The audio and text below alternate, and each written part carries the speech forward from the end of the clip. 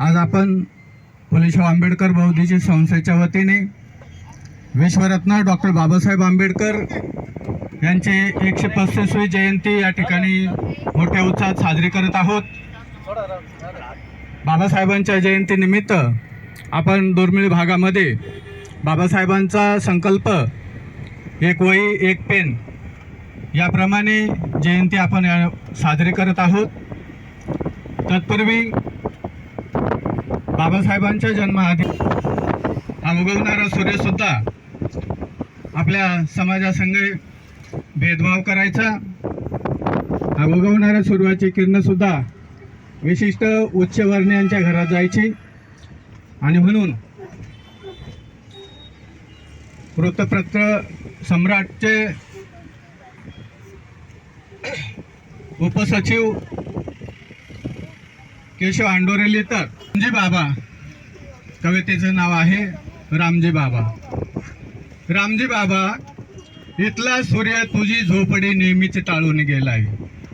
रामजी बाबा, इथला सूर्य तुझी झोपडी नेहमीच टाळून गेलाय। जळी स्थळी काष्टी पाशाने प्रकाश देण्याचा नियम त्याने पायंदळी तुडवलाय। जळी स्थळी काष्टी पाशाने प्रकाश देण्याचा नियम त्याने पायंदळी तुडवलाय। म्हणूनच रामजी बाबा, तू त्या सूर्याची तमा न बाळगता भीम सूर्यालाच जन्म दिला।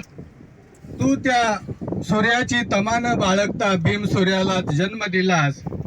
मिनमिनत्या दिव्याच्या प्रकाशात भीम सूर्याला जन्म दिलास। त्याच्या प्रकाशाने शतकांशतकाचा काळोख आपले तोंड काळे केले आणि क्षितिजा पल्याड जाऊन लपला। मधून मधून प्रकाश देण्याचा पाठलाग करण्याचा तो प्रयत्न करू लागला, पण भीम प्रकाशात दीप्तिमान झालेली त्याची किरणे काळोखाचा प्रतिरोध करू लागली। परिस्थितीशी कशी झुंज दिली, परिस्थितीला कसं गुलाम केलं, हे जर शिकायचं असेल तर व्हायलेंट ऑफ विसा नावाचं एक पुस्तक आहे बाबासाहेबांचं। ते इंग्लिश आहे, त्याचा मराठी अनुवाद पण आहे। बाबासाहेबांनी शिक्षण घेताना किंवा शिकताना कोणत्या संकटाला सामोरं गेलं आहे ते सगळं काही व्हायलेंट ऑफ विसा या पुस्तकात लिहिलं आहे। बाबासाहेबांना एकदा दौलताबाद किल्ल्यावरती बाबासाहेब गेले होते खास। त्यावेळेस त्या ठिकाणी एक मुस्लिम रखवालदार होता,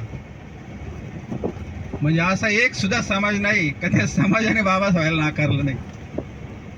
तर त्यांनी दौलताबाद किल्ल्यावरती बाबासाहेबांना रोखलं आणि मग बाबासाहेब त्यावेळेस म्हणाले की छत्रपती शिवाजी महाराजांनी छत्रपती संभाजीराजांनी स्वराज्य उभं केलं आहे, हे जे किल्ले आहेत ते तुम्ही कोण आहात इथले? तर त्यावेळेस त्या मुसलमानाने म्हणे तुम्ही शूद्र आहात म्हणे। आणि त्यावेळेस शिवाजी महाराज आणि संभाजीराजांना सुद्धा त्यांनी त्यावेळेस मुसलमानांनी शूद्र लेखलं होतं। त्या बाबासाहेबांचं जे कथन आहे ते त्यांनी त्या पुस्तकात लिहिलं आहे। व्हायलेंट ऑफ विसा नावाचं पुस्तक आहे।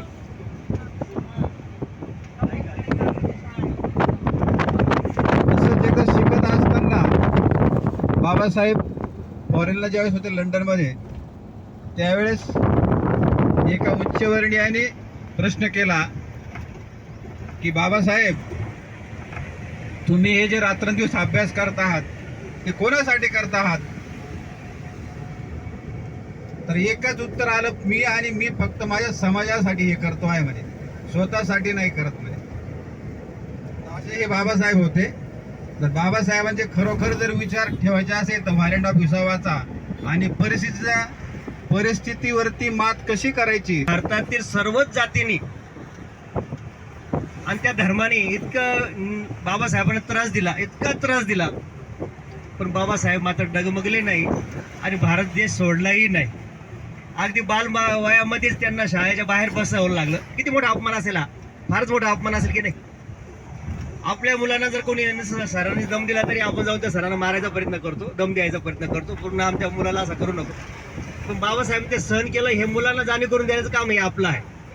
तर बाबासाहेबांनी त्या परिस्थितीमध्ये शिकले, बाहेर बसून शिकले आणि दिव्याच्या ज्योतीने त्याने अभ्यास केला. आपल्याला आता मोठमोठे लाईटी आहेत, सर्व काही व्यवस्था आहे, आपण चांगलं चांगलं शिकलं पाहिजे. हे आपण आपल्या घरामध्ये मुलांपासून सुरुवात केली पाहिजे, तर बाबासाहेब कार्य होईल. बाबासाहेब इतका मोठा अपमान झाला, बॅरिस्टर झाले तरी अपमान होत होता, तरी बाबासाहेबांचा अपमान सहन केला. आपण सुद्धा सहन केला पाहिजे. आपल्या एकमेकांमधील काही दोष भावना असेल, काही बाचाबाची होत असेल, तर आपण एकमेकांना न सोडता आपण सुद्धा बाबासाहेबांना समोर ठेवलं पाहिजे. तर बाबासाहेबांचा जो अपमान बाबासाहेब सहन करून सुद्धा बाबासाहेब इतके मोठे झाले, मग आम्ही बाबासाहेबांपेक्षा मोठे आहोत का? आपला अपमान झाला म्हणजे आपल्याच बाहेर पडतो. तर बाबासाहेब जर आपलं समजलं असेल तर आपण बाहेर न पडता, जसं बाबासाहेब विचार केला असता तर बाहेर पडले असे ह्या भारत देशाच्या बाहेर, ते निश्चित ते जगामध्ये टाटा बिर्लापेक्षाही मोठे झाले असते. पण बाबासाहेबांनी ही परिस्थिती, भारतातील ही जाती व्यवस्था नष्ट करायची होती. मग बाबासाहेब फक्त आपल्या जातीसाठीच काम केलं का? तर बिलकुलच नाही. तर ज्याने ज्याने त्रास दिला त्यांच्यासाठी सुद्धा बाबासाहेब इतकं करून घेतलं. जग बदलणारा बाप माणूस म्हणतो ना आपण, जग बदललं बाबासाहेबांनी. आणि जगच नव्हे तर जगातील, ह्या भारत देशातील प्रत्येक जाती धर्मातील ज्यांना त्रास दिला बाबासाहेबांनी, पण बाबासाहेब त्याचे उपकारच केले. काय उपकार केले मग बाबासाहेबांनी? तर ह्या भारत देशामध्ये ज्या जाती जन्माला आला माणूस, त्या जातीचे कामं करावं लागत होते त्याला. पण बाबासाहेबांमुळे त्या जातीतील माणूस आज कलेक्टर झाला, आज डॉक्टर झाला, आज इंजिनियर झाला, अनेक क्षेत्रामध्ये वकील झाला, न्यायाधीश झाला. तर अनेक क्षेत्रामध्ये प्रत्येक जातीचा माणूस उच्च पदावर जातो, हे फक्त बाबासाहेबांची देण आहे. मग स्त्रियांसाठी काय केलं बाबासाहेबांनी? तर बाबासाहेबांनी ज्योतिबा फुलेंना गुरु मानल्यानंतर त्यांची जयंती साजरी करत बसले नाहीत, त्यांच्या फोटोला हार घालत बसले नाहीत, लोकांना जमा करून डीजे लावून नाचत बसले नाहीत. तर ज्योतिबा फुलेंचं जे स्त्री शिक्षणाबद्दल जे कार्य होतं ते घटनात्मक बाबासाहेबांनी संविधानामध्ये आणून आजची भारतातील सर्व जाती धर्मातील स्त्री ही आज समानतेचा तिला अधिकार प्राप्त झाला. त्या काळी स्त्रियांना फक्त चूल आणि मूल हीच परिस्थिती त्या समाजाने किंवा धर्माने दिली होती. पण बाबासाहेबांनी त्या स्त्रीला आपल्या वडिलांच्या संपत्तीमध्ये वाटा दिला, समान हिस्सा दिला. त्याचप्रमाणे आपल्या पती नवऱ्याच्या संपत्तीमध्ये समान अधिकार दिला. भारतातील प्रत्येक स्त्रीचा जो देव आहे तो फक्त आणि फक्त डॉक्टर बाबासाहेब आंबेडकरच असू शकतो. कारण कुठल्याही धर्माने त्या स्त्रीला समान अधिकार न देता बाबासाहेबांनी दिले. आणि देतो तो देव, देवाची व्याख्या काय केली पाहिजे आपण? तो देतो तो देव, ज्याने दिलं ना आपल्याला तोच आपला खरा देव असू शकतो. जे जे आपल्या घरामध्ये, इतरांच्या घरामध्ये जे जे आहे त्यांना अभ्यासावं, खऱ्याने आपलं काही दिलंय का? तर बिलकुलच नाही. आणि म्हणून आपण सांगत असताना आपल्या शेजारी पाजारी स्त्रियांना, पुरुषांनी एकमेकांना सांगत असताना अगदी गोड भाषेमध्ये त्यांना समजून सांगा की बाबासाहेब हे एका जातीचे नाही, तर बाबासाहेब हे जागतिक युग पुरुष आहेत, जागतिक विद्वान आहेत. आणि हे विश्वरत्न म्हणून त्यांना अमेरिकेने, जगामध्ये सर्वश्रेष्ठ देश जो आहे तो अमेरिका आहे, अमेरिकेमध्ये बाबासाहेब शिकल्यामुळे आणि बाबासाहेबांना त्यांनी मोठं मानस्थान दिलेलं आहे.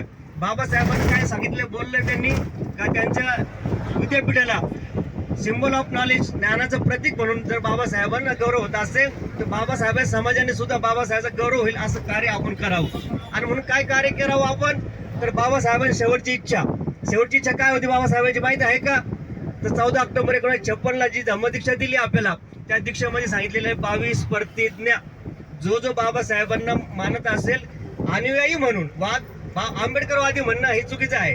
वादीवादी करणार तो आंबेडकरवादी, आणि अनुयायी म्हणजे आंबेडकर अनुयायी म्हणजे अनुकरण करणारा. आणि म्हणून 22 प्रतिज्ञा ज्या बाबासाहेबांनी आपल्याला दिलेल्या आहेत त्याच्या म्हणजे नाकारायला सांगितले ते नाकारून, जे घ्यायला सांगितलेले आहे त्याबद्दल अभ्यास करून खऱ्या अर्थाने बाबासाहेबांना अभिप्रेत धम्म जर आपण आचरणात आणला तर निश्चित बाबासाहेब जयंती साजरी करण्यासारखं खरं आपल्याला कुशलकर्म, पुण्यकर्म लाभणार आहे. फक्त आपण चाललोय एक आनंद उत्सव साजरा करता करता आपण हे आपल्या निश्चय करा का आजपासून मी माझ्या घरामध्ये जे बाबासाहेबांनी स्थापन केलेली जी भारतीय बौद्ध महासभा ही मातृसंस्था आहे आपली, हे प्रत्येक लक्षात घेतलं पाहिजे. हे कोणा व्यक्तीचे नाहीये, तर बाबासाहेबांचे. आणि जर बाबासाहेब जर आम्ही सर्व मानत असेल तर बाबासाहेब दिले संस्थेचं आपण सुद्धा सभासद होणं गरजेचं आहे. आणि सभासद झाल्यानंतर घरातील प्रत्येक पुरुषांनी आणि मुलांनी श्राम्य शिबिरात सहभाग घेणं गरजेचं आहे. स्त्रियांनी, घरातील महिलांनी उपासिका शिबिरामध्ये सहभाग घेणं गरजेचं आहे. आपण मागील वेळेस बरेच उपासिका शिबिरामध्ये पेंढारकर असेल, गायकवाड ताई असेल, जे ज्या बसल्या त्या शिबिरामध्ये प्रशिक्षण घेतलंय त्यांचं कुटुंब अगदी जर आज बघितलं आपण तर खऱ्या अर्थाने बाबासाहेबांना अभिप्रेत असं त्यांचं आचरण, ते कुटुंब एक आदर्श कुटुंब म्हणून आपण बघत आहोत. आणि त्यांचंच का कुटुंब आदर्श व्हावं, आपलं का होऊ नये. तर आपण बाबासाहेबांना जरी मानत असेल तर बाबासाहेबांनी दिले धम्मसंस्थेच्या माध्यमातून ते कार्य आपण आपल्या घरामध्ये किंवा शिबिरामध्ये सहभाग न घेतल्यामुळं ते कुठेतरी आपण लांब जात आहोत. आणि म्हणून बाबासाहेब जयंती साजरी करत असताना फुलेशाह आंबेडकर विचार मंच बहुजन संस्थेच्या माध्यमातून आपण हे जे कार्य केलेलं आहे, चालू केलेलं आहे, प्रत्येक वर्षी आपण आदिवासी भागात जातोय. कारण बाबासाहेबांची जे घटनात्मक ज्या सवलती दिल्यात त्या ओबीसी साठी पहिली सवलती 340 कलमाने दिलेली आहे, हे आपण लक्षात घेतलं पाहिजे. म्हणजे ओबीसी बांधवने खऱ्या अर्थाने जे बी म्हणणं गरजेचं आहे, कारण पहिली सवलती त्यांना दिलेली आहे. बघा, त्या ओबीसी बांधवांनी भरपूर त्रास दिला असेल बाबासाहेबांना, पण बाबासाहेब बोधिसत्व होते ना, आणि म्हणून बाबासाहेबांनी त्यांना ही सवलत दिली 340 कलमाने. 341 कलम जे आहे ते एससी साठी आहे. एससी मध्ये फक्त बौद्ध समाज नाही तर 59 जाती महाराष्ट्रामध्ये आहेत. आणि ह्या 59 जातीनं बाबासाहेबांनी ज्या सवलत दिल्यात आणि ती प्रगती जे वैभव प्राप्त झाले ते बाबासाहेबांमुळे. त्यानंतर 342 कलमाने आदिवासी विभाग जो आहे, आदिवासी समाज जो आहे त्यांना, आणि म्हणून त्या आदिवासी भागामध्ये जाऊन आज आपण त्या शाळेतील मुलांना त्या बालवयातच आपण त्यांच्या जर मेंदूमध्ये बाबासाहेब चांगल्या पद्धतीने मांडला तर निश्चित बाबासाहेब त्यांना समजेल. कालच मी कंपनीमध्ये ईश्वर जाधव होते माझ्यावर, कंपनीमध्ये जयंती साजरी करता असतो, आणि त्या जयंती साजरी करता असताना मी कामगारांना हे सांगितलं का इथे बाबासाहेबांचे संविधान तिथं रांगोळी काढली होती. तर म्हणलं आज आपल्या पुढे सर्वांना आव्हान आहे, हे संविधान वाचवणं हे आव्हान आहे. हे संविधान लिहित असताना बाबासाहेबांना विचारलं होतं का तुम्ही 2 वर्ष 11 महिने 17 दिवसात जे संविधान लिहिलं ते कसं काय लिहिलं. त्यावेळी डॉक्टर बाबासाहेब आंबेडकर म्हटले होते का मी माझ्यासमोर छत्रपती शिवाजी महाराजांचं हे रेतेचं राज्य माझ्यासमोर होतं, आणि म्हणून मी ही घटना इतक्या कमी वेळात मी लिहू शकलो. जर बाबासाहेबांना जर शिवाजी महाराज माहीत असेल, बाबासाहेबांचं जर शिवाजी महाराजाबद्दल इतकं चांगलं मत असेल, तर आपण सुद्धा ते संविधान वाचवलं तर बाबासाहेबांचं तो शिवाजी महाराज किंवा इतर महापुरुष सुद्धा जिवंत राहतील. आणि त्या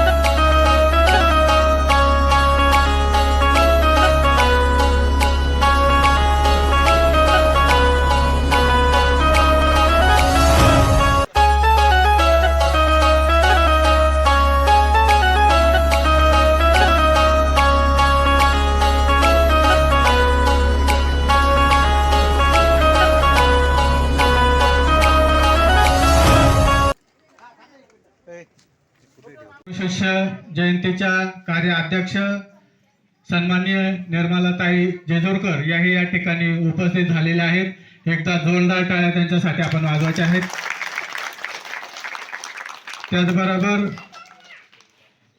या बोरीचे वाडी या शाळेचे शिक्षक सन्माननीय नंदनवार साहेब सर, मी त्यांना विनंती करतो का त्या ठिकाणी यांनी उपस्थित व्हायचं मंचवर. त्याचबरोबर शेवटांचे माजी सदस्य गोविंद बरे यांना विनंती करण्यात येत आहे का त्यांनी या ठिकाणी विचार मंचावर उपस्थित व्हायचं आहे. भांगरे हे क्रांतिकारी यांची या ठिकाणी प्रतिमा पूजन करायचं आहे. सर्व पाहुण्यांनी पुष्प अर्पण करा.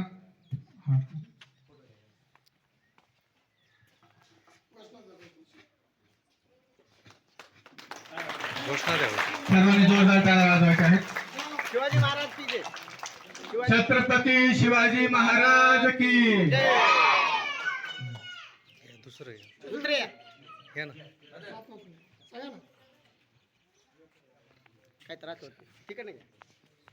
खऱ्या अर्थाने आमचे राष्ट्रपिता महात्मा ज्योतिबा फुलेंचा, महात्मा ज्योतिबा फुलेंचा.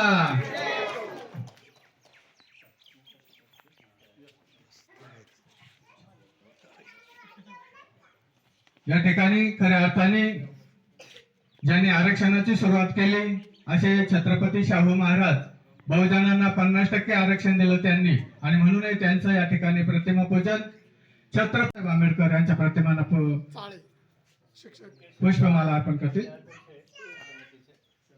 समितीचे अध्यक्ष केशव सहाळे, सगळ्या जोरदार टाळ्या वाजवायच्या त्या ठिकाणी. स्थानिक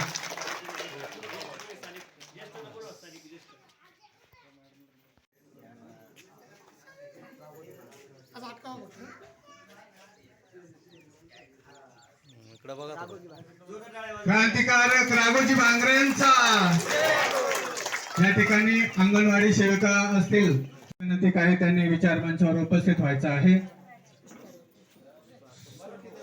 यांनी मी या ठिकाणी महापुरुषांना पुष्प अर्पण करायचं आहे.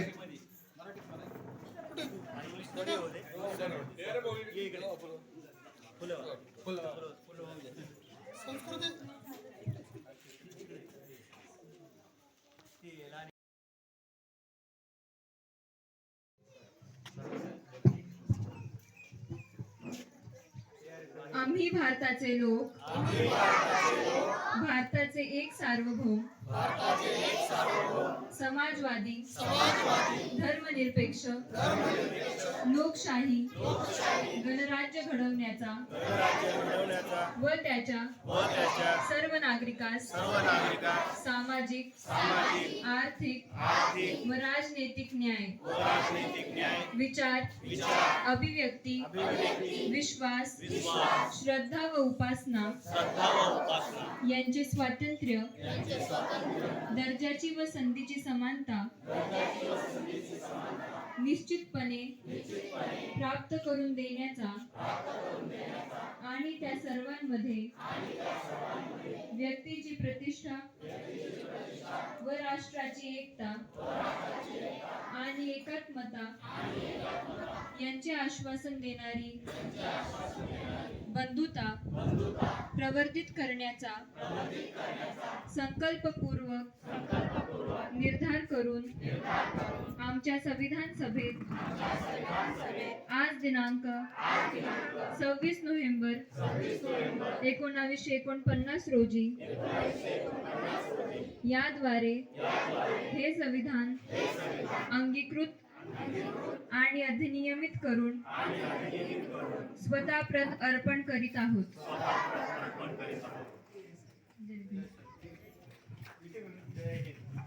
जय भारत, जय संविधान. सर्वांनी आपापल्या जागेवर बसून घ्यायचं.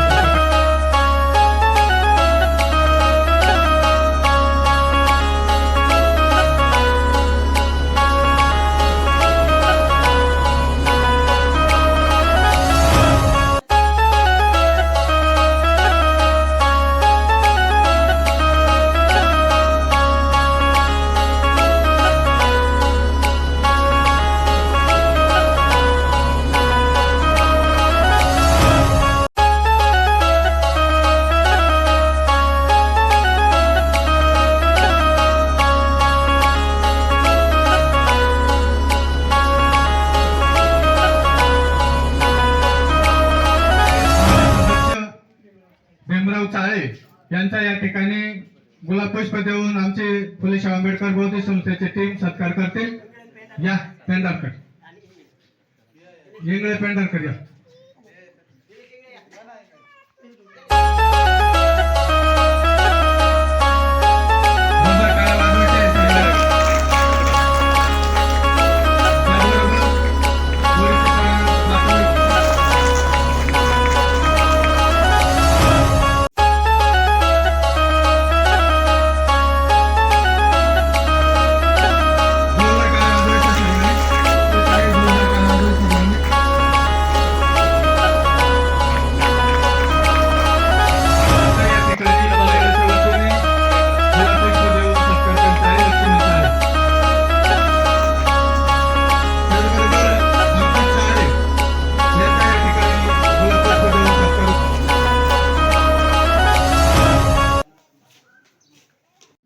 शाक्यमुनी महाकारुणी तथागत भगवान बुद्ध, रयतेचे राजे कुळवाडी भूषण, बहुजन प्रतिपालक छत्रपती शिवाजी महाराज शिक्षण क्रांती सत्यशोधक महात्मा ज्योतिबा फुले आरक्षणाचे जनक छत्रपती शाहूजी महाराज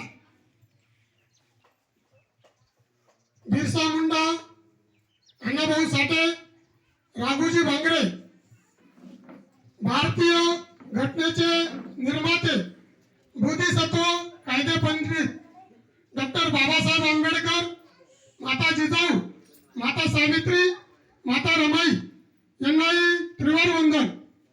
आज या ठिकाणी भुरीची वाडी शेवगेडांग ग्रामपंचायत तालुका इगतपुरी येथील शाळेच्या विद्यार्थ्यांसाठी फुले शाहू आंबेडकर बहुउद्देशीय संस्थेच्या वतीने आपण दरवर्षी महात्मा ज्योतिबा फुले आणि डॉक्टर बाबासाहेब आंबेडकर यांच्या संयुक्त जयंती निमित्त जे त्र्यंबकेश्वर पेठ इगतपुरी येथील काही आदिवासी पाडे असतात अशा पाड्यांवरती शालेय साहित्य वाटप करण्याचं काम करतो. डॉक्टर बाबासाहेब आंबेडकरांनी म्हटलं आहे की शिक्षण हे वाघिणीचं दूध आहे, जो पिईल तो गुरगुरल्याशिवाय राहणार नाही. महात्मा ज्योतिबा फुलेंनी माता सावित्रीला शिक्षण दिलं आणि माता सावित्रीने 1 जानेवारी 1818 साली पुणे येथील भिडेवाडा या ठिकाणी महिलांसाठी पहिली शाळा स्थापन केली आणि तेव्हापासून या भारतामध्ये खऱ्या अर्थाने महिला शिक्षणाचा रुजू झाला.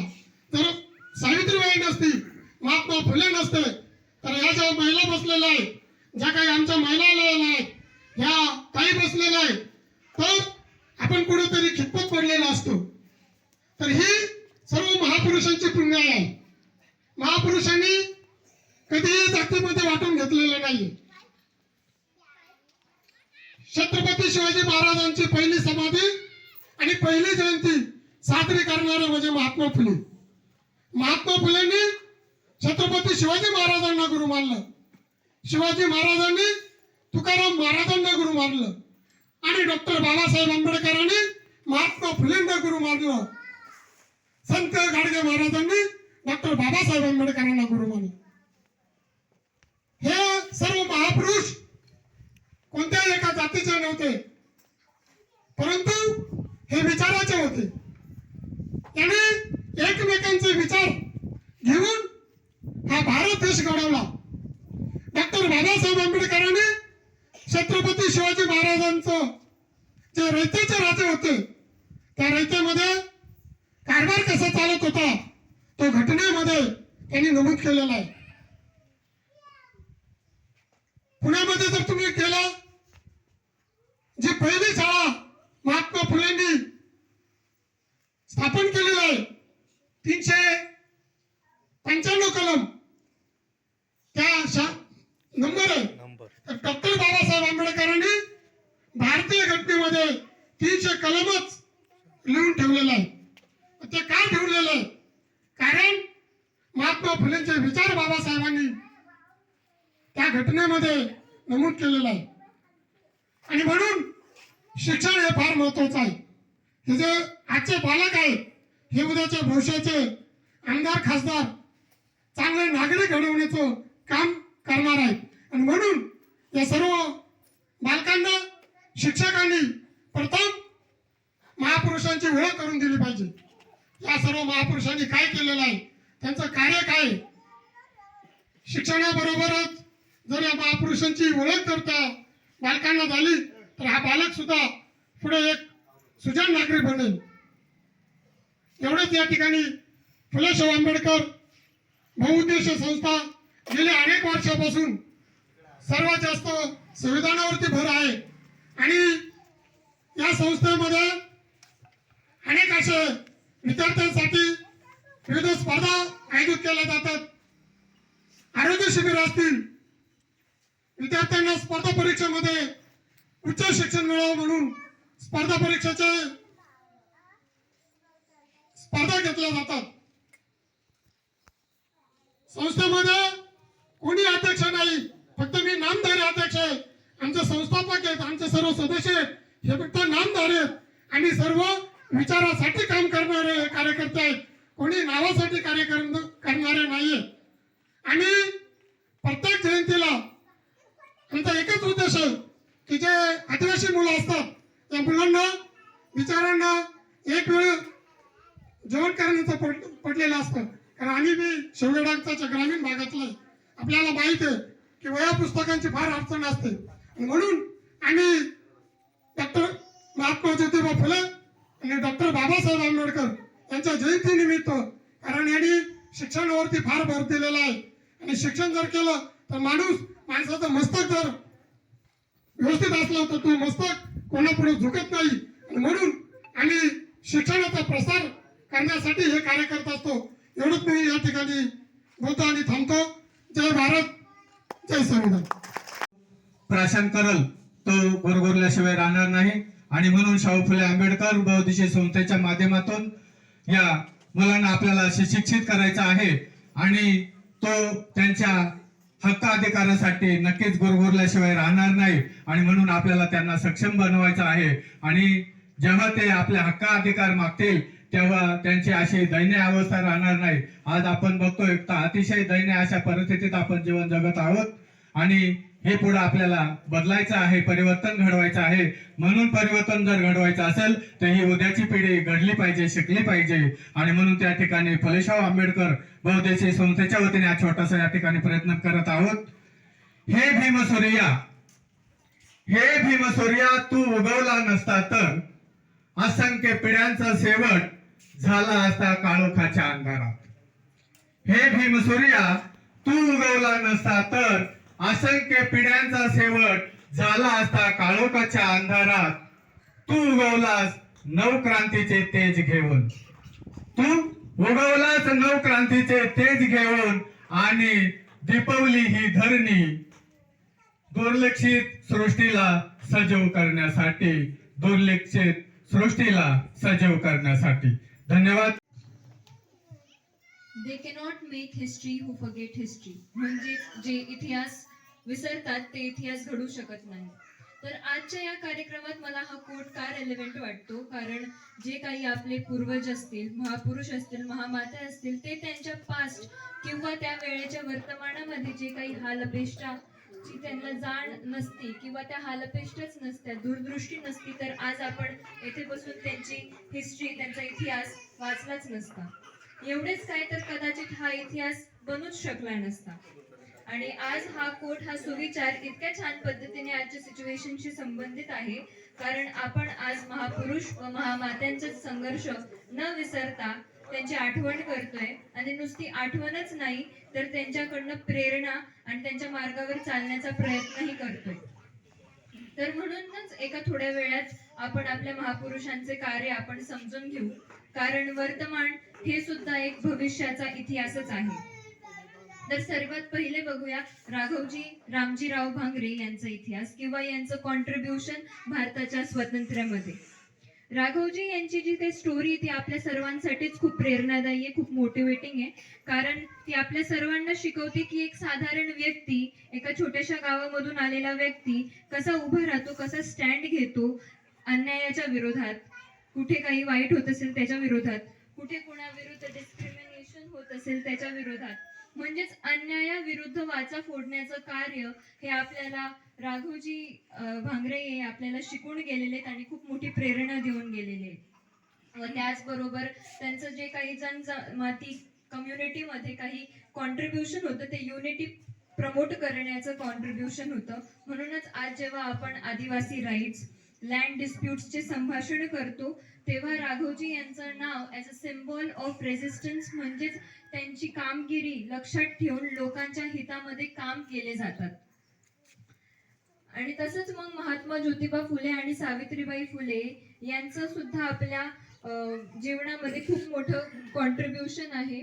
जसं की आपल्या सर्वांना माहितीच आहे की त्या फुले दाम्पत्यांनी सर्वात पहिले स्कूल ओपन केली मुलींसाठी. याही पलीकडे त्यांच्या आयुष्यातले मेन फाईट्स किंवा आपण म्हणू शकतो त्यांचं मेन कॉन्ट्रीब्युशन हे सत्यशोधक समाजाची स्थापना करून त्यांनीच लिहिलेले एक गुलामगिरी पुस्तकातून झलकत होते. सत्यशोधक समाज हे एखाद्या जाती धर्माचा किंवा समुदायाचा नसून तार्किक बुद्धी आणि सत्य आणि न्यायावर आधारित ती संस्था त्यांनी स्थापली होती. आणि त्याचा उद्देश फक्त एवढाच होता की कोणीही व्याप्त जाती व्यवस्था, अंधविश्वास किंवा कुठल्याही प्रकारच्या शोषणाचा शिकार न होता एज्युकेशन, शिक्षा आणि मॉरल राईट्स, अधिकार, ड्युटीज, कर्तव्य या सर्वांकडे लक्ष देऊन आपल्या जीवनाचा उद्धार करणे. आणि हीच शिकवण आपल्याला आपल्या फुले दाम्पत्याकडनं शिकायला भेटते. आणि असंच मग पुढे आपण जे काही अधिकार, कर्तव्य याबद्दल बोललो त्याच मार्गावर फुलेंच्याच विचारावर आणि राघवजी यासारख्या यांनी केलेल्या कर्तव्यांवर आपल्या भारताचे व विश्वातले सर्वात मोठे संविधान आपल्याला आपल्या प्रिय बाबासाहेबांनी दिले. जे काही कर्तव्य, अधिकार होते, जे काही त्या काळी महिलांविरुद्ध संस्था होत्या किंवा महिलांविरुद्ध जे काही काम करत होते त्यांच्या विरोधात आवाज उठून, त्यांच्या विरोधात प्रोटेस्ट करून त्या सर्वांना सक्सेस मिळवून देण्याचं काम आपल्या बाबासाहेबांनी संविधानाच्या माध्यमातून केलं आहे. आज आपल्याकडे बऱ्यापैकी थोडेफार दैनिक जीवनाची उपकरणं उपलब्ध आहेच. आपल्याकडे पालकांचा सपोर्ट आहे, शिक्षकांचं मार्गदर्शन असेल, त्याच्याकडे जास्ती लक्ष देऊन, एज्युकेशनकडे छानपैकी लक्ष देऊन जे काही आपले टार्गेट ध्येय असतील त्याला साकारणे म्हणजेच महापुरुषांच्या मार्गावरती चालणे आणि त्यांचे खरे अनुयायी बनणे. आणि ॲट लास्ट स्वतःवरती कॉन्फिडन्स ठेवून ज्या काही गोष्टी आपल्याला कमजोर, कमकुवत बनवत असतील त्यांना लांब ठेवून आपल्या पालकांनी ज्या अपेक्षा आपल्यावरती केलाय त्याच्यावरती विश्वास ठेवून आपण आपला अभ्यास, आपले कार्य करत राहिले पाहिजे. मी माझ्या 2 शब्दांना इथेच पूर्णविराम देते ज्योतिबा फुलेंच्या एका कोटने की शिक्षण आणि आत्मसन्मानाशिवाय समाजाचा उद्धार असंभव आहे. धन्यवाद. जय भीम, जय Bharat. Good morning everyone. My name is Samyaka. Today I am going to speak about Dr. Bhimrao Ambedkar. Dr. Bhimrao Ambedkar was an Indian economist, social reformer and political leader. He was popularly known as Dr. Babasaheb Ambedkar. He was born on 14th April 1891 in Mahoo, Madhya Pradesh. His father's name was Ramji Malaji Sakpal and mother's name was Bhimabai Ramji Ambedkar and Babasaheb's wife's name was Ramabai Ambedkar. Dr. Bhimrao Ambedkar was the first law minister to independent India and he is also known as the father of Indian Constitution. Such a great leader was died on 6th December 1956. Dr. Bhimrao Ambedkar is a great source of inspiration for all of us. Thank you. Jai Bhim, Jai Bharat. शांतीचा व समतेचा संदेश देणारे महाकारुणिक तथागत भगवान गौतम बुद्ध, भारतीय घटनेचे शिल्पकार बोधिसत्व परमपूज्य डॉक्टर बाबासाहेब आंबेडकर, छत्रपती शिवाजी महाराज, आरक्षणाचे जनक छत्रपती शाहू महाराज, क्रांतीसूर्य ज्योतिबा फुले, तसेच क्रांतिज्योती सावित्रीबाई फुले, माता रमाई, माता भीमाई, ज्या महापुरुषांच्या विचारांवर हे आपला भारत देश चालतो त्या अशा सर्व तमाम महापुरुषांना, तसेच राघोजी सर आणि बिरसा मुंडा या सर्व महापुरुषांना व महामातांना मी सर्वप्रथम त्रिवार अभिवादन करते. तसेच उपस्थित उपासक उपासिका, बाल बालिके सर्वांना माझा सविनय जय भीम. आज आपण या ठिकाणी अतिशय सुंदर असा आपल्या या गावात 14 एप्रिल बाबासाहेबांची जयंती निमित्त कार्यक्रम आयोजित केलेला आहे.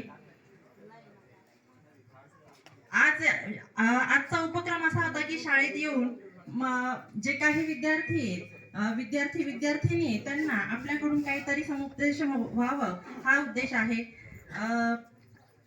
गाव अतिशय सुंदर आहे आणि इथले बालबालिके देखील शाळेत आवर्जून जातात. ते शाळेच्या आज म्हणजे युनिफॉर्म मध्ये इथे उपस्थित आहेत. मी जास्त काही बोलणार नाही, पण मी सांगते की जे काही आपण काही IPS ऑफिसर जे बघितले, जे बघतो ते अशा खेड्यातून पाड्यातूनच निर्माण होत असतात. कारण त्यांनी लहानपणापासून आपल्या आई वडिलांचं कष्ट हे आपल्या डोळ्यांनी बघत असतात. असं नाहीये की शहरातले मुलंच काहीतरी मोठे अधिकारी होऊ शकतात. ही आपली चुकीची धारणा आहे. आपण खेड्यातले सुद्धा खेड्यापाड्यातले सुद्धा आपले काही विद्यार्थी जे आता बघतो आपण मोठे मोठे IPS अधिकारी झालेले आहेत. आमच्या भागातले म्हणजे खानदेश पट्ट्यातले एक सर आहेत, त्यांची मी मागेच इंटरव्ह्यू ऐकली होती की त्यांच्या आमच्या अतिशय हालाकीची परिस्थिती असताना त्यांनी आपल्या मुलाला शिकवलं शिक्षण, आणि मुलांनी सुद्धा आपले आई वडील जे कष्ट करतात ते कष्ट त्यांनी म्हणजे आपल्या रक्तात उतरवलं. त्यांनी बघितलं आजूबाजूचे परिसर, आणि असं म्हणजे हे ध्येय निर्माण करतात की मला काहीतरी करायचंय, काहीतरी गाठायचंय, काहीतरी ध्येय गाठून काहीतरी बनायचंय समाजासाठी, भारतासाठी. तर ते सर सुद्धा IPS झाले. असे आपण सुद्धा आपल्या मुलांना घडवू शकतो. त्यासाठी हा कार्यक्रम जो काही राबवण्यात येतो म्हणजे महापुरुषांचे विचार हे गावोगावी जाऊन सांगण्यात येतात. काही पुस्तकं असतात, मुलांनाही मी सांगते आपल्याला जर वाचता येईल तर काही महापुरुषांचे जे काही विचार असतात. अजून तुम्ही लहान आहात, आता उद्या तुम्ही मोठे व्हाल तर जे डॉक्टर बाबासाहेब आंबेडकर झाले, क्रांतीसूर्य ज्योतिबा फुले झाले, या सर्व महापुरुषांचे आपण विचार अंगीकारायचे की ते कसे शिकले. डॉक्टर बाबासाहेब आंबेडकर जेव्हा जन्माला आले, जेव्हा ते तुमच्या वयाचे होते त्यावेळेस कसं होतं, खूप त्यांच्यावर हाल अपेष्टा होत्या. म्हणजे त्यांना अक्षरशः वर्गात बसू दिलं जात नव्हतं. आपल्या सर्वांना माहिती आहे, वर्गाच्या बाहेर बसून त्यांनी शिक्षण घेतलं, आणि आज काय झाले, ते भारताचे घटनेचे शिल्पकार आहेत. त्यांच्यामुळे आज आपण इथे शिक्षण घेतोय. महिला देखील जे 4 लोकात वावरू शकतात. हे कोणामुळे, तर जे काही महापुरुष होऊन गेलेले आहेत त्यांच्या विचारांमुळे. आणि हेच विचार आपल्याला काय करायचे, तर अंगीकारायचे. तर मी ज्या काही आपल्या माता आहेत त्या मातांना देखील मी विनंती करते की ज्या सावित्रीमाई आपल्या होऊन गेल्या, त्यांनी अक्षरशः म्हणजे चिखल मातीच्या गोळ्या अंगावर घेऊन मुलांना शिकवले. त्यांना मूल स्वतःचं अपत्य होतं का, तर नाही. त्यांनी काय केलं होतं, जे यशवंत नावाचं बाळ होतं ते त्यांनी दत्तक घेतलं दोघांनी, फुले दाम्पत्यांनी. आणि जे काही ते कार्य करायचं होतं, सामाजिक कार्य करायचं होतं, ते त्यांनी काय केलं, आपल्या सर्वांसाठी केलं. मुलींसाठी हे सर्वप्रथम शाळा म्हणजे खुली केली. म्हणजे स्वतःचं घर भरण्यापेक्षा, आणि महात्मा फुले त्या काळातले सर्वात श्रीमंत व्यक्ती समजले जायचे. जर त्यांनी ठरवलं असतं तर ते आज देखील मोठ्या नामांकित म्हणजे उद्योगपतींमध्ये त्यांचं नाव असू शकलं असतं. पण असं झालं नाही. त्यांनी शेतकऱ्यांसाठी, शेतकऱ्यांचा आसूड, विविध असे त्यांनी पुस्तकं लिहिले, आणि त्या माध्यमातून त्या आज आपल्या समोर जिवंत आहेत, म्हणजे झळकत आहेत. आपण न विसरू शकणारं त्यांचं असं कार्य आहे. एक मी छोटंसं सांगते की जे बाहेर देशातले व्हिक्टोरिया जे आपल्या भारतात येतात राजपुत्र, त्यावेळेस महात्मा फुलेंना देखील तिथं बोलवलं जातं. ते त्यांचे सवंगडी असतात, ते म्हणतात की तुम्हाला इथे यायचंय. तर महात्मा फुले काय करतात की आपली फाटकी चप्पल काढतात, त्याला असं दोरीने बांधतात, फेटा देखील त्या फाटका, आणि कपडे देखील असे हे थोडेसे असे ठिगळं वगैरे लावून ते घालतात, परिधान करतात, आणि कमरेला विळा खोचतात, आणि ते त्या सभेमध्ये जातात. तर त्यांना तिथे अडवलं जातं की मध्ये येऊ नको करून, तू हा कोण, म्हणजे भिकारी कसं काही ते आला. तर मग त्यांचे जे सवंगडी ते त्यांना ओळखतात, आणि मग त्यांना आतमध्ये घेऊन जातात. आतमध्ये गेल्यानंतर ते त्या राजपुत्राच्या बाजूला बसतात. मग तो त्या राजपुत्र जरा खटक त्याला की अशी व्यक्ती कशी काय माझ्या बाजूला येऊन बसली, कशी काय बसू दिली. ते झालं. परत नंतर त्यांना भाषणाची संधी दिली जाते. जेव्हा भाषणाची संधी दिली जाते तेव्हा ते इंग्लिशमधून भाषण करतात. तेव्हा ते चकित होतात, जे बाहेर देशातून विदेशातून जे काही ते राजपुत्र आलेले असतात ते चकित होतात, आणि म्हणतात की ही व्यक्ती अशी त्याची म्हणजे अशी त्याची वेशभूषा आहे, आणि ही व्यक्ती इंग्लिशमध्ये भाषण करते, तर ही व्यक्ती आहे तरी कोण. तर ही व्यक्ती इंग्लिशमध्ये तिथे जे शेतकऱ्यांबद्दल जे काही आपले समस्या होत्या भारतामध्ये, ती समस्या ते तिथे मांडतात, आणि ते समस्या बाहेर देशात पोहोचते. तेव्हा त्यांना कळतं की ही साधी सुधी नागरिक म्हणजे व्यक्ती नसून ही शेतकऱ्यांची जवळची संपर्कातली असणारी, शेतकऱ्यांचं म्हणजे हिताचं जाणणारी हीच खरी व्यक्ती आहे. म्हणजे तसं करून त्यांना दाखवायचं काय होतं की अशी परिस्थिती आहे, मी आज श्रीमंत आहे, मी चांगल्या याच्यात आलो, तर मग काय समजेल जाईल की तिथे शेतकऱ्यांची परिस्थिती खूप चांगली. पण वास्तविक तसं नव्हतं, शेतकऱ्यांची परिस्थिती फार वाईट होती. तर तसं परिधान करून गेलेला वेश पाहून की नाही भारतात असं आहे, तर बाहेर देशात ती त्याची चर्चा होते, आणि त्या चर्चेची दखल घेतली जाते. म्हणजे असे भरपूर उदाहरणं आहेत. तर मी पुन्हा एकदा सांगेल की बालबालिका माता भगिनींना की आपण आपल्या मुलांना शिक्षणावर जास्ती भर दिला पाहिजे. आपले कामं तर आपण कष्ट केल्याशिवाय तर आपलं होणार नाही. आपल्याला शेतात कष्ट करणार ते आपण 2 वेळची भाकरी खाणार. तुम्ही म्हणा किंवा शहरात आम्ही राहणारे कंपनीमध्ये देखील कामं करतो, तेव्हाच आपल्याला भाकर भेटणार. पण आपण यासोबत काय करायला पाहिजे, आपले जे लहान लहान चिमुकले आहेत, बाळ आहेत, त्यांना आपण कसं काही चांगलं शिक्षण दिलं जाईल, कसं काही ते मोठे उद्याचे IPS ऑफिसर बनणार, हे स्वप्न आपण बघायला पाहिजे. आणि ते स्वप्न आपल्या मुलांना देखील साकार करायला पाहिजे, आत्मसात आणायला पाहिजे. एवढे 2 शब्द बोलून मी इथे थांबते. जय भीम, जय भारत, जय संविधान, जय ज्योती, जय क्रांती. धन्यवाद ताई. अतिशय सुंदर असं या ठिकाणी ताईंनी मार्गदर्शन केलेलं आहे. महात्मा ज्योतिबा फुलेंचा काळ अतिशय बहुजन समाजाची दयनीय अशी अवस्था होती आणि अशा अवस्थेत ज्योतिबा फुलेंना जे चटके बसले, एका ब्राह्मण मित्राच्या वरतीमधून अपमानित व्हावं लागलं. का? ज्योतिबा फुले तुम्ही शूद्र आहात, तुम्ही आमच्या बरोबर चालू शकत नाही. आणि ही परिस्थिती ज्योतिबा फुलेंना अतिशय खंत वाटली, अतिशय त्यांचं डोकं असं चिंबिनून गेलं आणि ते घरी येऊन रडायला लागले, विचार करू लागले. आणि मग त्यांनी विचार केला का नक्की ही माझ्यासारख्या सुशिक्षित माणसाची ही अवस्था असेल तर इथल्या बहुजन दलित आदिवासींची अवस्था काय असेल. आणि म्हणून त्यांनी आपल्या मनाशी ठाम केला का या सगळ्यांचं जे कारण आहे ते अविद्या आहे. आणि म्हणून ज्योतिबा फुले म्हणतात, विद्येविना मती गेली, मतीविना नीती गेली, नीतीविना गती गेली, गतीविना वित्त गेले, वित्ताविना शूद्र खचले.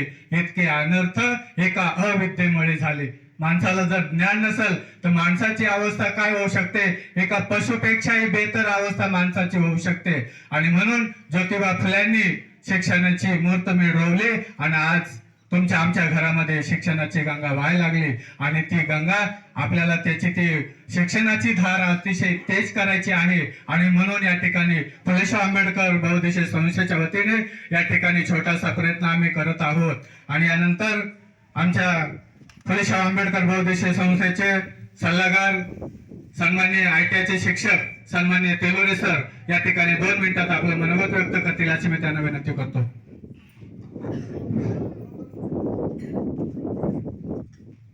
संपूर्ण विश्वाला शांतीचा संदेश देणारे तथागत भगवान गौतम बुद्ध, स्वराज्याचे निर्माते छत्रपती शिवाजी महाराज, शिवाजी महाराजांचा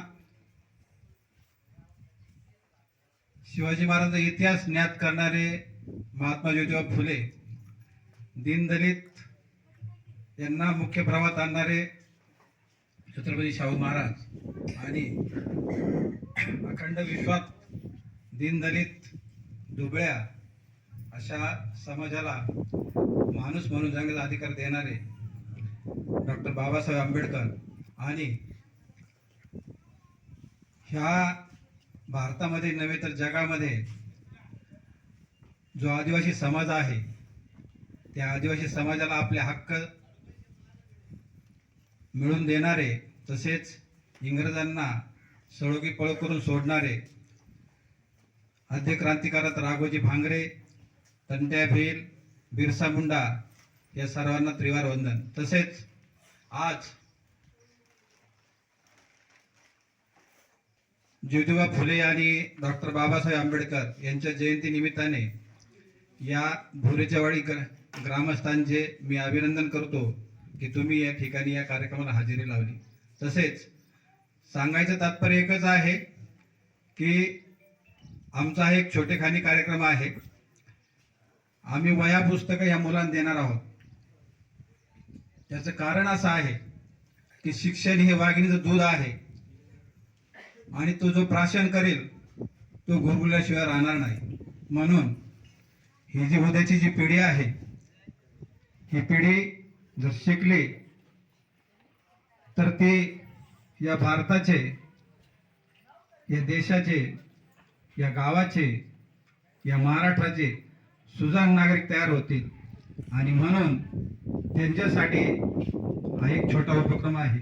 मी या निमित्ताने एकच सांगू शकेल, या ठिकाणी गुरुजी आहेत, त्या ताई आहेत की आपल्याला शासन पगार देतं, परंतु या मुलांना असं घडवा की ते कुठेही जरी गेले तर या भोरेच्यावाडी जे शिक्षक आहेत ते मला शिकवायला होते आणि त्या शिक्षकांमुळे मी आज इथं उभा आहे असं सांगायला त्या अभिमानानं सांगू शकते. मी एवढंच बोलतो आणि थांबतो. धन्यवाद.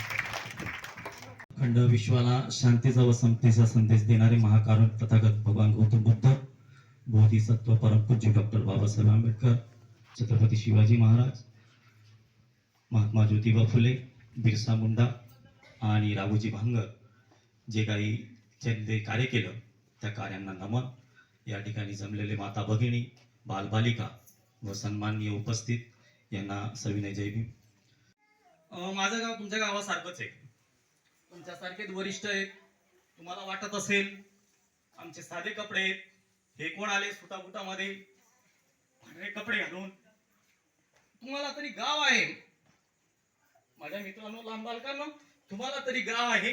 या ठिकाणी जी लोक आलेली आहेत यांना गाव सुद्धा नव्हतं. गावाचा कुसाबाहेर राहत होते. तरी देखील ही लोक तुमच्यासाठी का तळमळून आलेले आहेत की तुमची जी परिस्थिती आहे ती ह्या लोकांना जाणीव आहे आणि ती या परिस्थितीतून तुम्ही सावरले पाहिजे. काळ भयंकर आहे. प्रत्येक काळामध्ये प्रत्येकाला संघर्ष असतो आणि त्या संघर्षाला बळ देण्याचं काम एकोपा करतो. गावामध्ये मार्गदर्शन नसल्या कारणे काय होतं, तरुण व्यसनीधीन होतात, लहान बालकांकडे लक्ष दिलं जात नाही, सुविधा नसतात आणि माता भगिनी कुठेतरी राबत असतात. माता भगिनींचा आणि तुम्ही स्वतःला गरीब समजू नका, कारण की साधे समजू नका. तुमचं मन जे आहे, कारण मी नेहमी सांगतो की मी तुमच्यासारख्या लोकांमधून थोडंसं शिकलो, थोडीफार पोट उजारनिर्वाहाची नोकरी लागलेली आहे, ती नोकरी करतो. परंतु अजून सुद्धा मी जेव्हा विचार करतो तेव्हा माझ्या गावाचा विचार येतो, तुमच्यासारख्याच लोकांचा विचार येतो. कारण की जो व्यक्ती जे भोगत असतो, ज्या व्यक्तीला त्या वेदना होतात, त्या वेदनांची जी झळ तो विसरत नसतो, तर तो भावुक होऊन जातो आणि जो विसरतो तो एन्जॉय आणि मस्त जगत असतो. त्याच्यामुळे तुम्ही असं जीवन जगलं पाहिजे की मी कशा जीवनातून आलेलो आहे आणि तुमच्यामध्ये जो आज भीमरायांची शिवरायांची जी जयंती तुमच्यामध्ये साजरी करण्याचा जो उद्देश का असतो की जेव्हा ह्या महापुरुषांचे विचार तुमच्या डोक्यामध्ये विजय, खरं म्हणजे तुमचं जे काही मेंदू आहे हे एक शुद्ध असं रिकामं भांडं आहे, स्वच्छ असं रिकामं भांडं आहे की त्या भांड्यामध्ये जर अमृत गेलं तर ते अमृत कोणीही पेल, ते अमृत कोणीही पेल तर ते असं कार्य करेल की ते समाजामध्ये ते काम म्हणजे अविस्मरणीय राहील. कारण की घाण भांड्यामध्ये आपण कितीही पाणी टाकलं तर ते पाणी काय होणार आहे, घाण भांड्यामध्ये आपण कितीही स्वच्छ पाणी टाकण्याचा प्रयत्न केला तर ते भांडं घाणच राहणार आहे. तर त्या उद्देशाने मी छोटंसं एक गोष्ट सांगतो, कारण की गोष्टीचं स्वरूपात तुम्हाला पटलं की एक जंगल असतं, त्या जंगलामध्ये एक तळ असतं, तिथे सगळे प्राणी पाणी पित होते. त्या तळ्यामध्ये सगळे पाणी प्यायचे आणि सगळे प्राणी पाणी पित असताना तिथे एक हरण सुद्धा यायचं. तर ते हरण ते पाणी पित असताना, स्वच्छ पाण्यामध्ये पाणी पित असताना तिची प्रतिमा त्या पाण्यामध्ये दिसायची आणि तिला मस्त शिंग असायचे. ते त्या पाण्यामध्ये पाय टाकताच बरोबर ते पाणी घाण व्हायचं आणि ते शिंग तिला दिसायची तर ती खूप खुश व्हायचे. ते हरण खूप खुश व्हायचं, त्या हरण त्या शिंगाला बघून खूप खुश व्हायचं आणि ते पाय जे घाण पाणी केलेलं असायचं, ते पाय घाण चिखलाने माखलेले ते पाय जे आहेत त्याची घृणा करायचं. ते अरे हे माझे असे बारीक लाकडासारखे पाय आणि हे किती घाण असतात, हे मला आवडत नाही, पण माझे शिंग किती सुंदर आहेत, असं ते वारंवार जेव्हा या तळ्यावर पाणी प्यायला यायचं तेव्हा ते हरण हा विचार करत असायचं. असं वारंवार होत असायचं. एके दिवस काय होतं की तसंच ते पाणी पित असताना तो विचार येतो की माझे शिंग किती सुंदर, माझे पाय किती घाण. असं करतात ते पाणी पिऊन जेव्हा तळातून बाहेर जाते आणि तिच्या मागे एक सिंह लागतो. तिच्या मागे तर सिंहाला पाहून ते हरण काय करतं, असं पळत सुटतं, खूप पळत सुटतं आणि पळता काय होतं, ते सिंह त्याच्या मागे, हरण त्याच्या पुढे, हरण पुढे पळत असतं आणि सिंह त्याच्या मागे पळत असतो आणि मग तो हरण पळता पळता पळता एका छोट्याशा जंगलात थोडंसं अरण्य असतं, त्या अरण्यामध्ये ते अडकून जातं आणि ते अडकल्यानंतर ते सिंह अडकल्यानंतर अजून पळत पुढे पळत पळत पळत अजून जास्त अडकून जातात आणि मग काय होतं की ते सिंह जे आहेत त्या जाळ्यामध्ये, काटेरी जाळ्यांमध्ये, त्या जंगलांमध्ये ते सिंह खूप अडकत जातात आणि मग हा सिंह पाठीमागून येतो आणि त्या हरणावर काय करतो, हल्ला करतो आणि असं खाली मान करून जेव्हा ते सिंह अडकलेली असतात आणि नंतर तिचं लक्ष त्या पायाकडे जातं, तेव्हा त्याला हरणाला पश्चाताप होतो. कसा पश्चाताप होतो की अरे आता मी अडकले आणि आता मागून मला सिंहाने पण हल्ला केला आणि नंतर आता माझा मृत्यू जवळ आहे. पण त्या मृत्यूच्या क्षणाला तिला तिच्या पायाकडे लक्ष जातं आणि त्या पायाकडे लक्ष जात असताना काय होतं की ते पाय तिचे वाचवायचा प्रयत्न करतात, त्याला त्या जाळ्यातून काढण्याचा प्रयत्न करतात.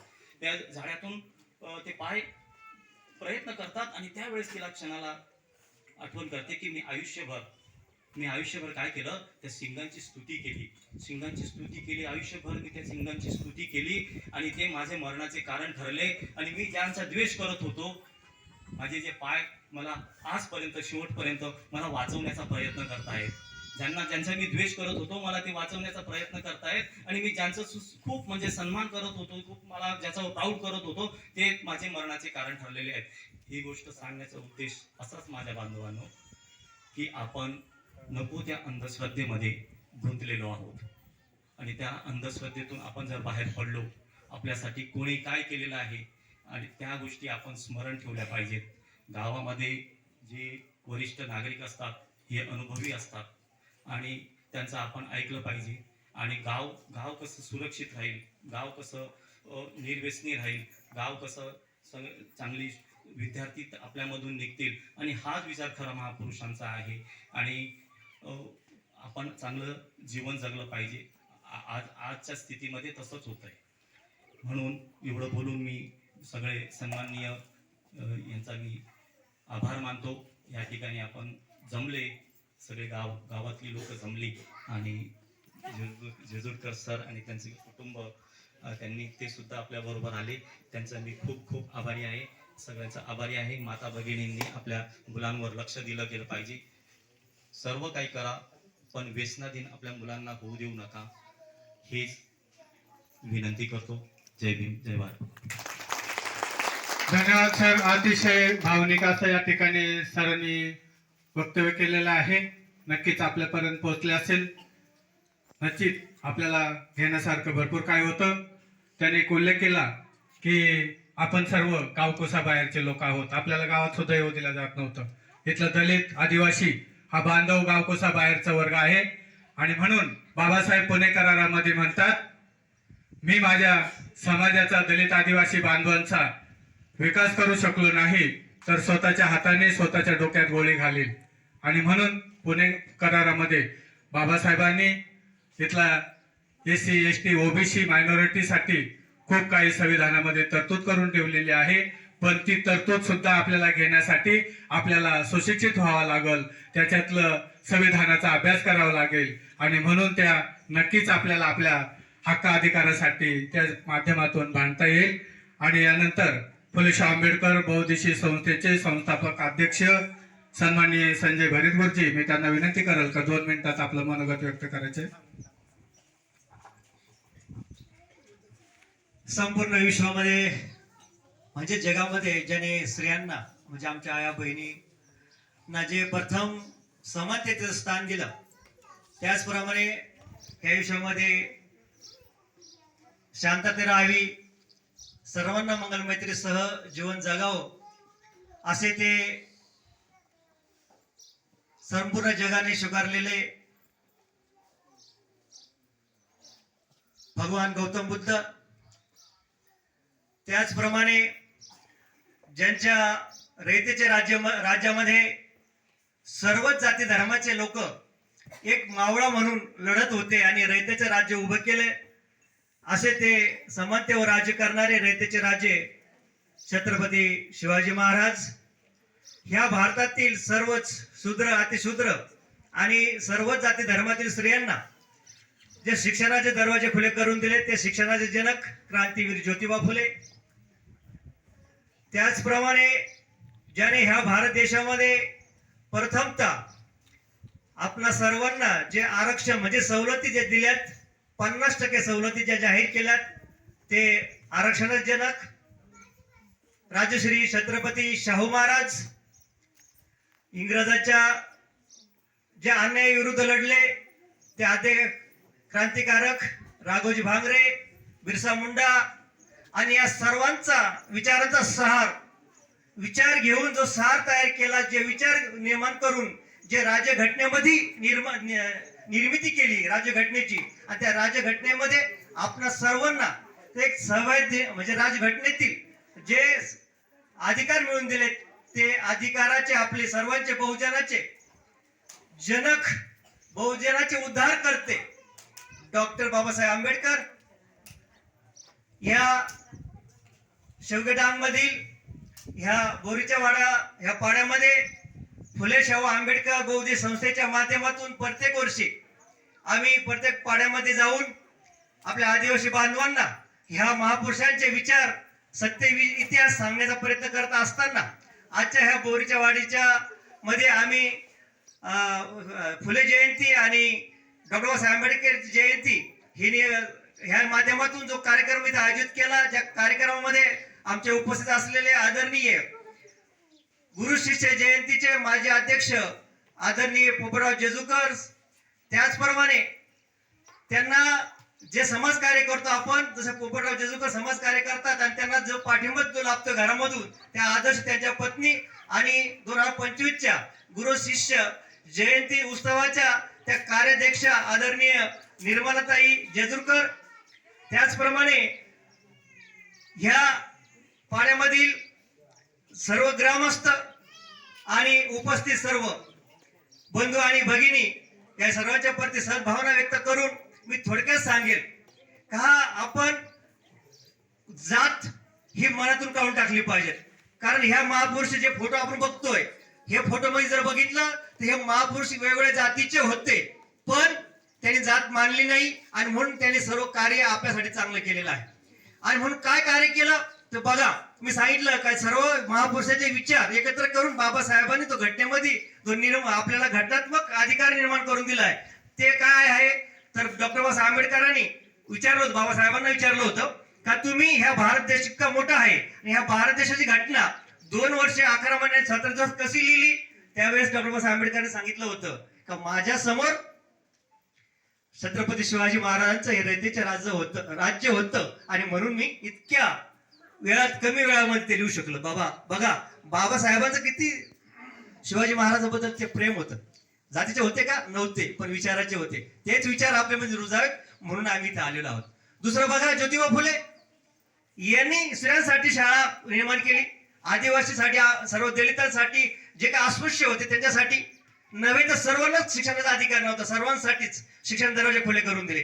डॉक्टर बाबासाहेब आंबेडकरांनी घटनेमध्ये तो अधिकार आपल्याला प्राप्त करून दिलेला आहे. त्यानंतर शाहू महाराजांचे आरक्षण, आपण म्हणतो आरक्षण फक्त हे बौद्धांनाच मिळतं, बाबासाहेब फक्त त्यांना दिलं, बिलकुल नाही. ह्या भारत देशामध्ये 6767 जाती आहेत. या सर्व जातींना ज्या आज सवलत मिळते हे बाबासाहेबांनी घटनेमध्ये लिहून ठेवलेलं आहे. बाबासाहेब सुद्धा एका जातीचे आहेत का? बिलकुल नाही. आणि म्हणून हा जो बाबासाहेबांनी निर्माण केलेल्या ज्या सवलती आहे आपल्या सर्वांसमोर आहे. आणि ह्या सवलती टिकून राहण्यासाठी आपण काय केलं पाहिजे? आता आपली राज्यघटना जी बाबासाहेबांनी लिहिलेली आहे, संविधान, ते संविधान धोक्यात आहे. आमच्या आजच्या आपण बघितलं बाबासाहेबांनी घटनेमध्ये पहिलं जे कलम लिहिलं संरक्षण आरक्षणाचं सवलतीचं, ते 340 कलम आहे. ते कोणासाठी माहितीये का आपल्याला? ओबीसी साठी आहे. ओबीसी जो बांधव आहे ते पहिलं जे कलम लिहिलं ते बाबासाहेब त्यांच्यासाठी लिहिलं आहे. त्यानंतर दुसरं जे लिहिलं एसटी साठी, अनुसूचित जाती साठी लिहिलं. त्यानंतर अनुसूचित जमातीसाठी लिहिलं 345. अनुसूचित जमातीमध्ये आपण सर्व आहोत इथे, म्हणजे आदिवासी भाग आहे.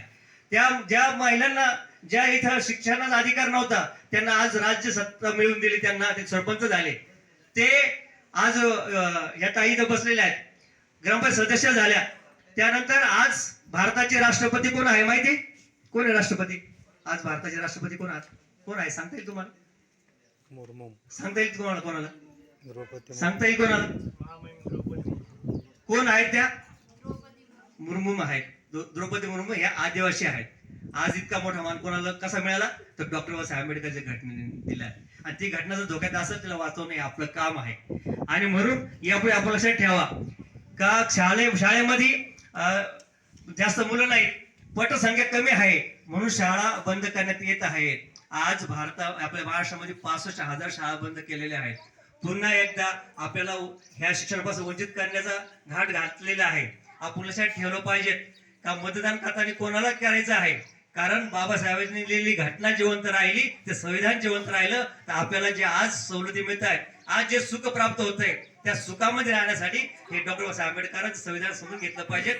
आणि म्हणून ही सर्व माहिती आपल्या सर्वांना मिळावी यासाठी फुलेशाह आंबेडकर विचार बौद्धिक संस्थेच्या माध्यमातून हे कार्यकर्ता असताना मी फुलेशाह आंबेडकरचे अध्यक्ष जगन्नाथ भैत आणि आमचे सर्व पदाधिकारी, आमच्या सर्व उपासिका म्हणजे आमच्या महिला मंडळ जे आलेलं आहे आणि त्यामध्ये सर्वात गैरवरून जे सांगितलं का आदिवासी मध्ये राहून जे आमचे पेंढारकर सरांनी जे त्यांना जे वाट्याला आलं आणि त्या वाट्यामधून शिक्षण घेतलं आणि म्हणून ते आज इथपर्यंत आलेले आहेत. त्यांचं कुटुंब जर बघितलं आज त्यांची पत्नी त्यांच्या दोन्ही मुलीने इथे येऊन भाषण केलं. ती जेवढा अधिकार हे डॉक्टर बाबासाहेब आंबेडकरांनी दिलेला आहे आणि तुम्हाला ते मिळावे. आणि म्हणून शेवटी मी एक गोष्ट सांगेन आणि थांबेल. बघा आपण आदिवासी भागामध्ये राहत असताना आपले जे काही व्यवसाय असतात, असंच एक व्यवसाय आदिवासी भागामध्ये करणारे एक मेंढपाळ असतं किंवा आपण शेळ्या करूया. तो शेळ्या वळत असताना त्याला एक वाघाचं पिल्लू भेटतं. ते वाघाचं पिल्लू भेटल्यानंतर तो त्याला पाळतो आणि त्या वाघाच्या पिल्लाला सुद्धा त्या शेळ्यांसारखंच सवय लागते. त्या शेळ्यासारखेच ते वाघात राहतं मोठं होतं त्याच्यावर राहतं येतं सर्व काय. एक दिवस पाणी पिता असताना त्याच्या लक्षात आलं नाही, एकदा काय झालं, वाघ त्याच्या मागे लागतो, शेळ्यांच्या मागे लागतो आणि त्या शेळ्या पुढे पळतात आणि ते पण वाघाचं पिल्लू पण पळत असताना त्याच्या पाण्यामध्ये जातं. त्या पाण्यामध्ये त्याचा चेहरा ते बघतं आणि तो विचार करतो आणि जो व्यक्ती धावत होता आपल्या मागे आपल्याला खायला, तीच व्यक्ती मी पण आहे. मग तो त्याच्या लक्षात येतं का मी कोण आहे ते त्याला जाणीव होते. आणि जेव्हा तो डरकाळी फोडतो इकडने पण, जेव्हा तो डरकाळी फोडतो तेव्हा तो धावणारा जो वाघ आहे तो थांबतो. अरे तो डरकाळी फोडणारा हे सांगतो का आता मी याचं संरक्षण करणार आहे.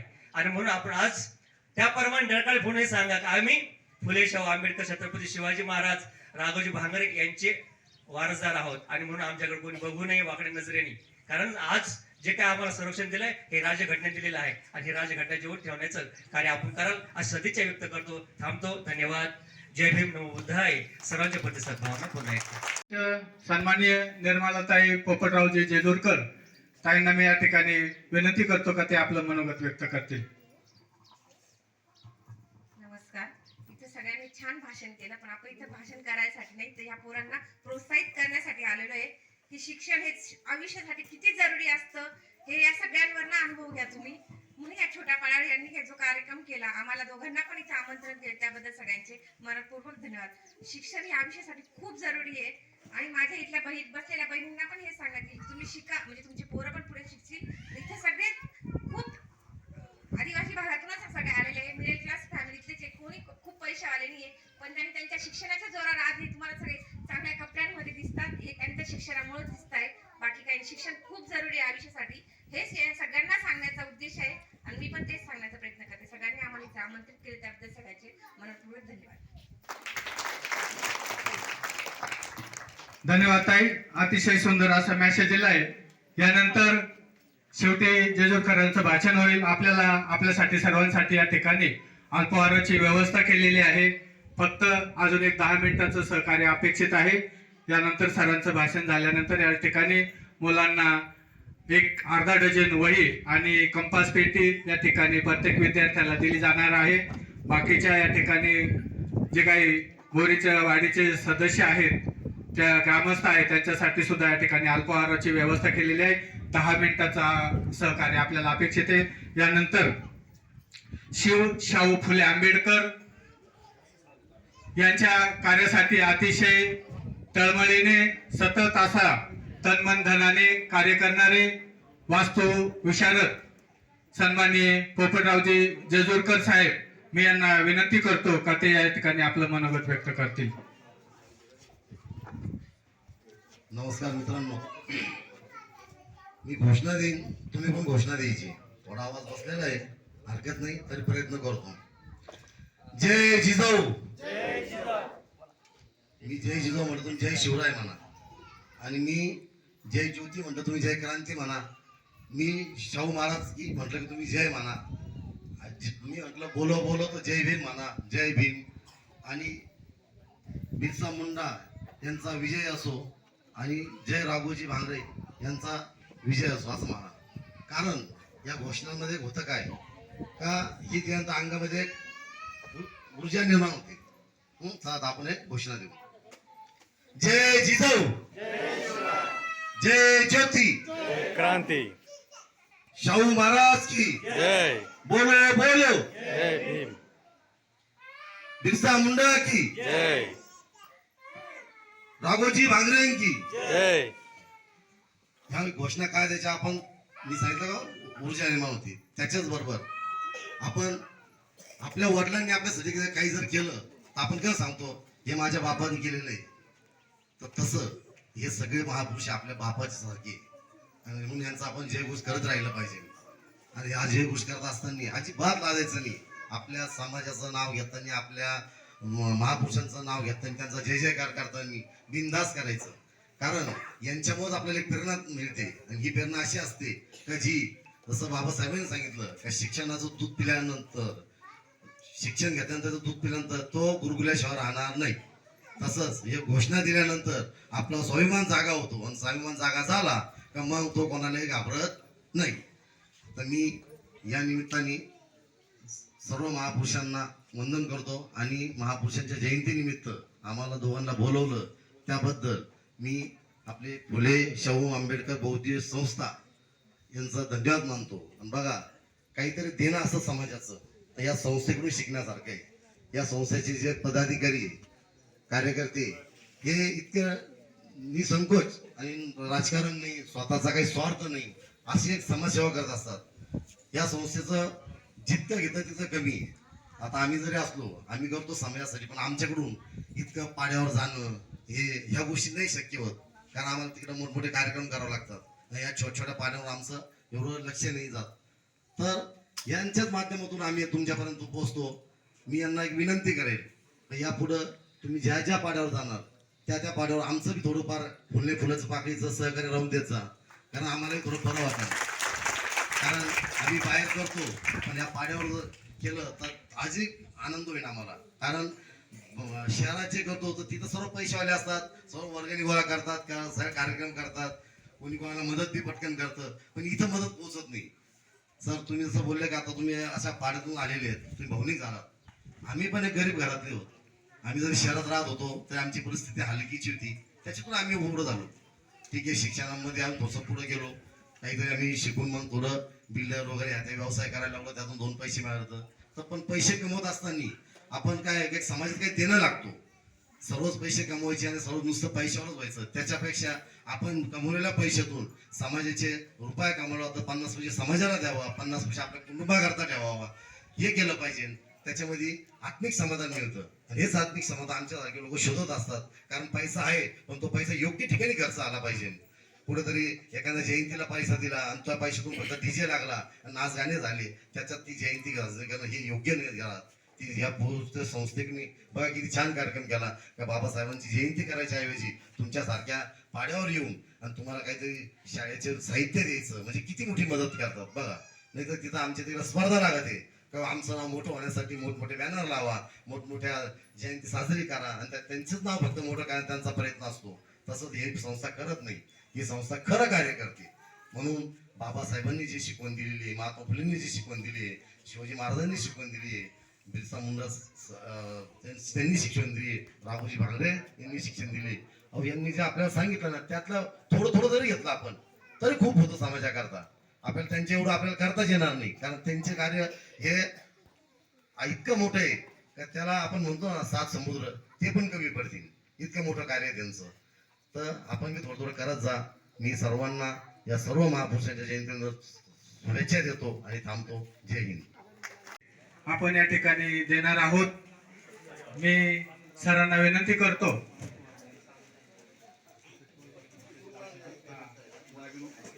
सर्वांनी या ठिकाणी जागेवर बसायचं आहे. विद्यार्थ्यांना वही पुस्तक दिल्यानंतर अंकल जोड आपण आपल्या जागेपर्यंत आपल्याला या ठिकाणी अल्पाहाराची सुद्धा व्यवस्था केलेली आहे. मी विनंती करल का कोणी उठायचं नाही.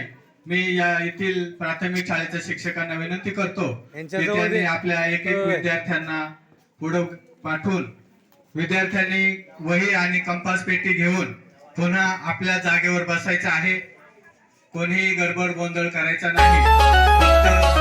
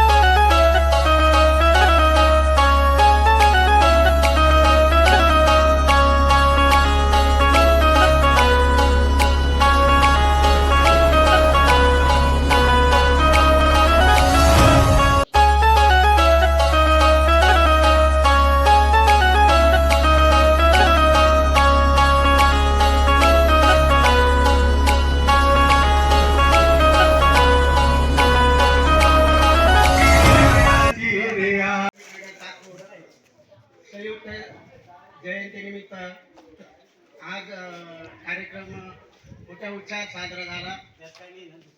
त्या खुशा विचारांच्या तर्फे आलेले आयोजक वगैरे सगळ्यांच्या तर्फे सर्व उपस्थितांचं आभार व्यक्त करतो. धन्यवाद.